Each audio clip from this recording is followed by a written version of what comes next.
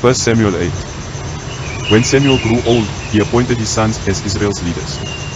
The name of his firstborn was Joel, and the name of his second was Abijah, and they served at Beersheba. But his sons did not follow his ways.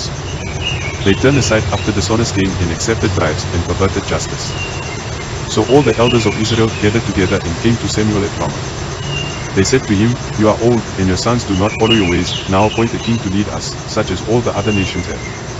But when they said, "Give us a king to lead us," this displeased Samuel, so he prayed to the Lord. And the Lord told him, "Listen to all that the people are saying to you. It is not you they have rejected, but they have rejected me as their king. As they have done from the day I brought them up out of Egypt until this day, forsaking me and serving other gods, so they are doing to you.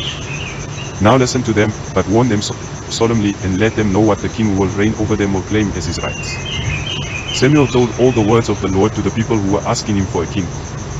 He said, "This is what the king who will reign over you will claim as his rights. He will take your sons and make them serve with his chariots and horses, and they will run in front of his chariots. Some he will assign to be commanders of thousands and commanders of 50s, and others to plow his ground and reap his harvest, and still others to make weapons of war and equipment for his chariots. He will take your daughters to be perfumers and cooks and bakers. He will take the best of your fields and vineyards and olive groves and give them to his attendants. He will take a tenth of your grain and of your vintage and give it to his officials and attendants. Your male and female servants and the best of your cattle and donkeys he will take for his own use. He will take a tenth of your flocks, and you yourselves will become his slaves. When that day comes, you will cry out for relief from the king you have chosen, but the Lord will not answer you in that day." But the people refused to listen to Samuel. "No," they said.